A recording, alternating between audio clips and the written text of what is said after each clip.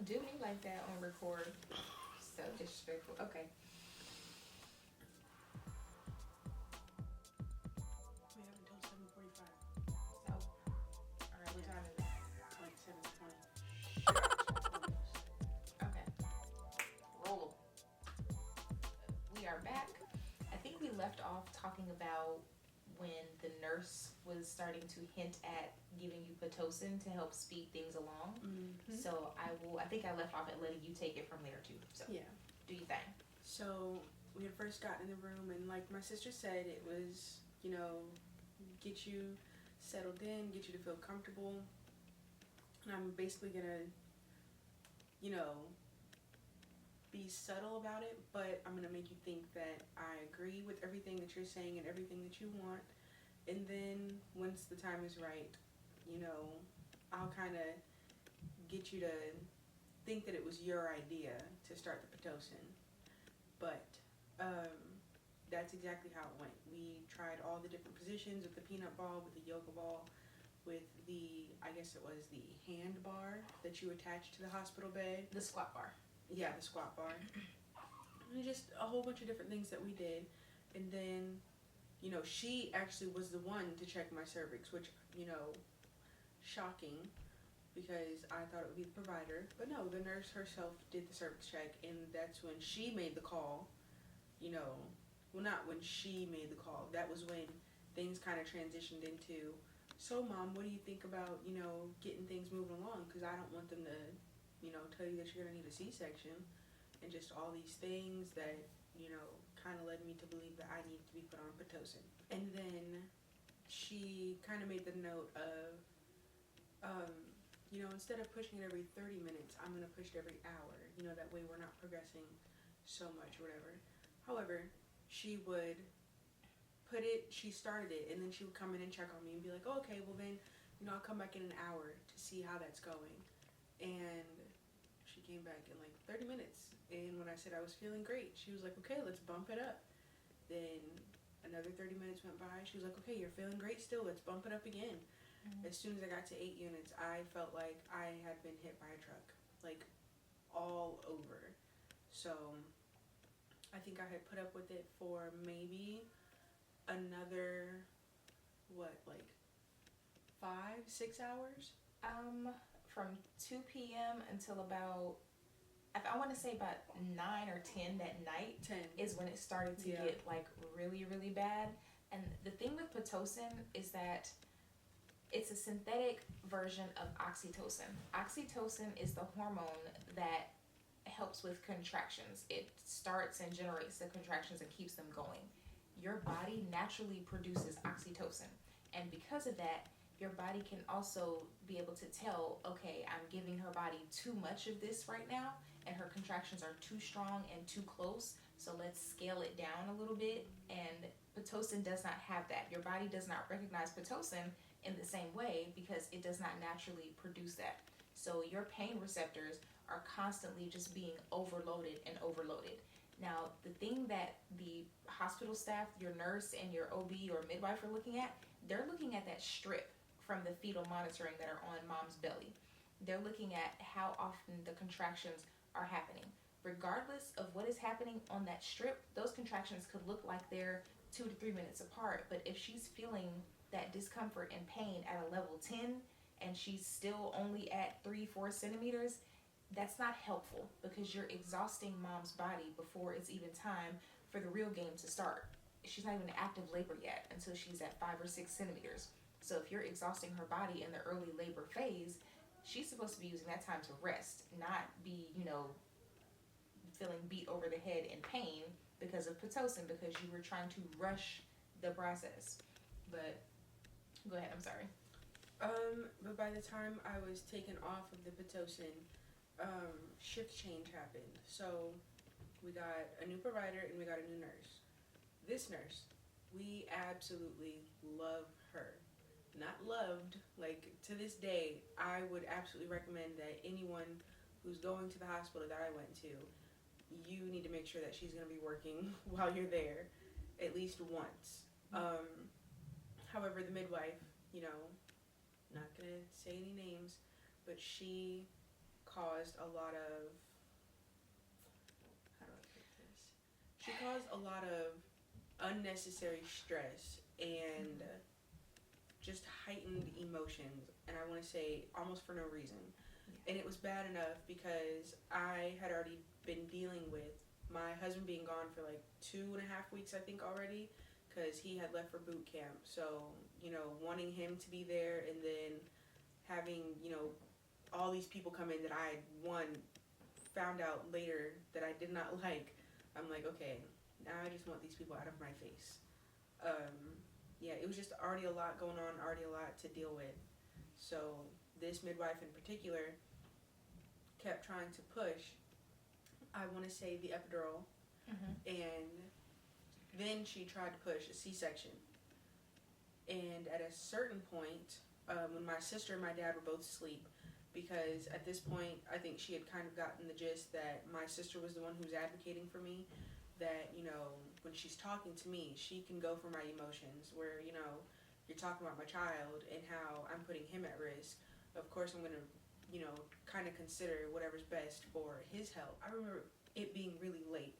Like, at this point, my sister needed some sleep. My dad clearly, needed some sleep himself. And you did too. Yeah, but I wasn't getting any sleep. Nah. But after being off of the Pitocin, that was, a situation within itself where I asked her to take me off, and, it completely just went in one ear and out the other, and she was trying to basically say no with, well, this could happen to your baby, and that could happen to your baby, and what about you, and what about your baby? But anyway, it was really late at night. She came in the room, and she was like, yeah, baby's starting to have some late decels. And I'm like, what?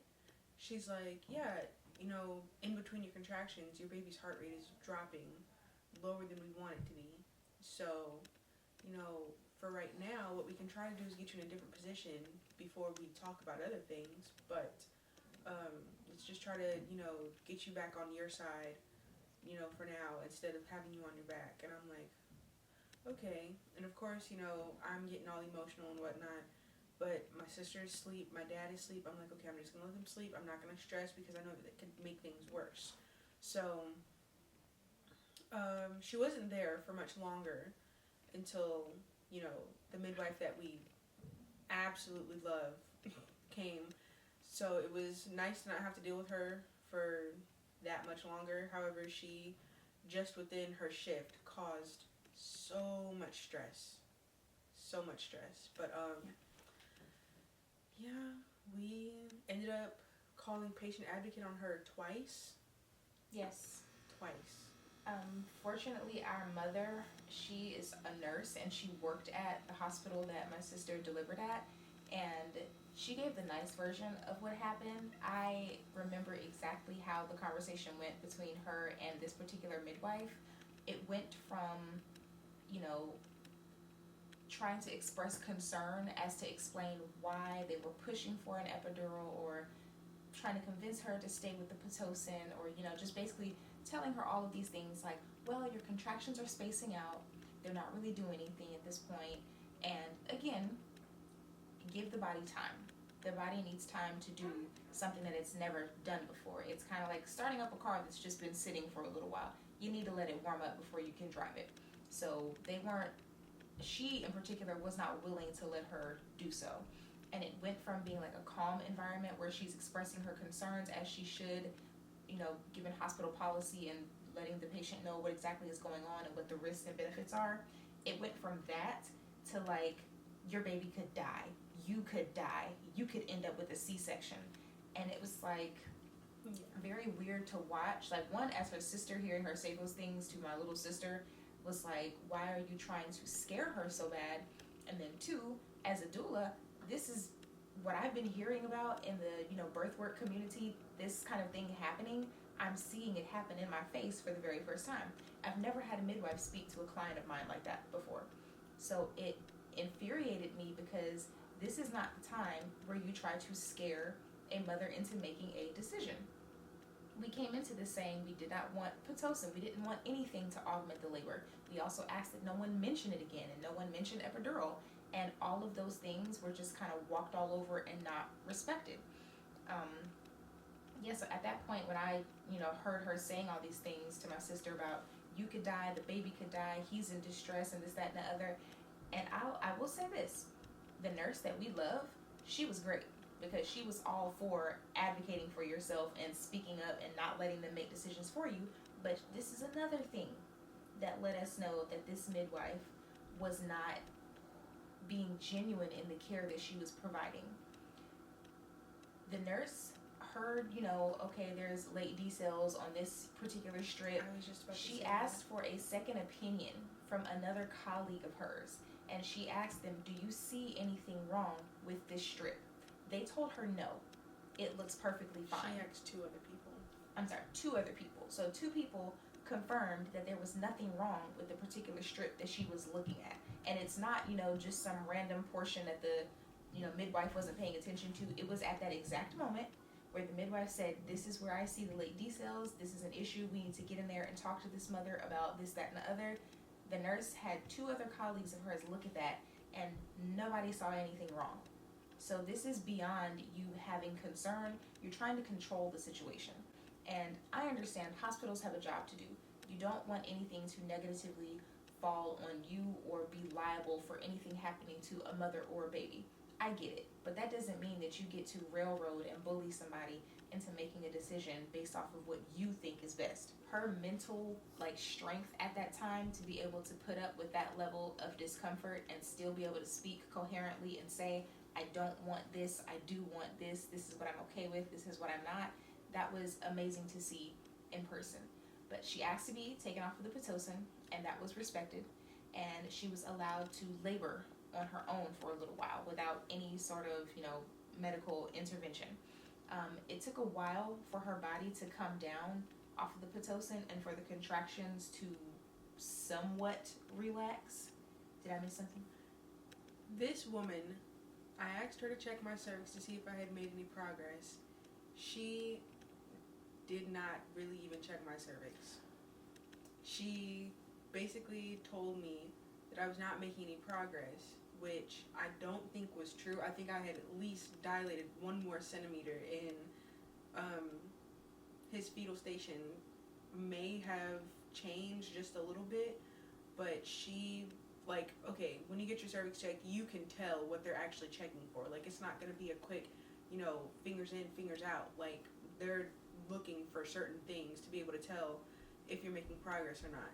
And she literally probably had her hands up there for 3 seconds and came out and was like, yeah, not much has happened. I forgot about that. I did too. And then not only that, but I'm asking specific questions okay, where is baby's position? What station is baby in? And she's like, oh, I didn't even check for that. That's important information to know. That's a way to, give us the insight to see where baby is, so we'll know what positions we need to do, what we need to do to progress things along or help things move. That gives us pretty much a blueprint of this is where you are and this is how much further you've got to go, so do A, B, C, D to get to the finish line.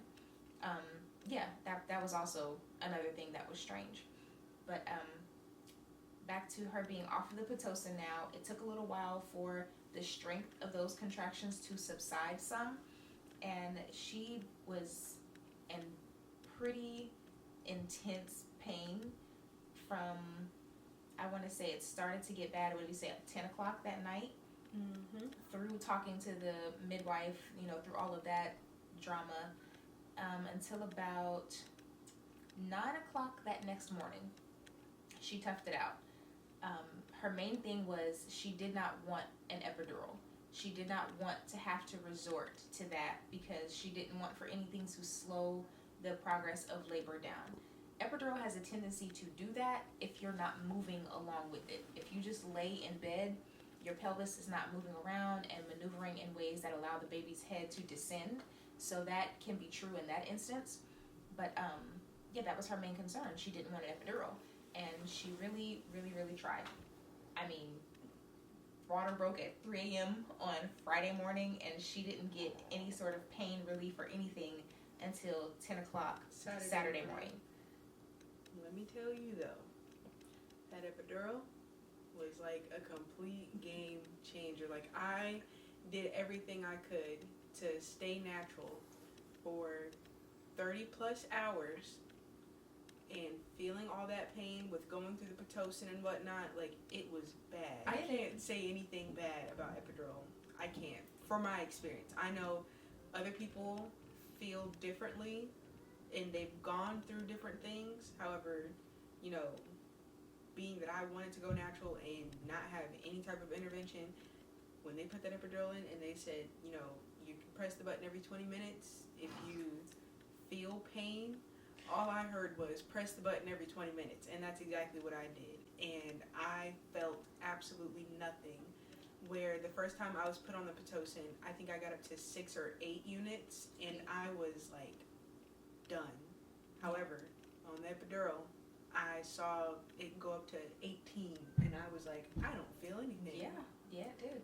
I was like, I really don't feel a daggone thing. Like, I'm completely dead from the waist below, and that was a lovely time. I think I labored for 10 more hours after that, and you know, I wouldn't do anything different though.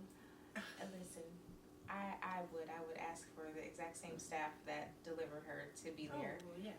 But the thing about, you know, bedside manner, you have to take time to get to know your patient in the period of time that you're in the room.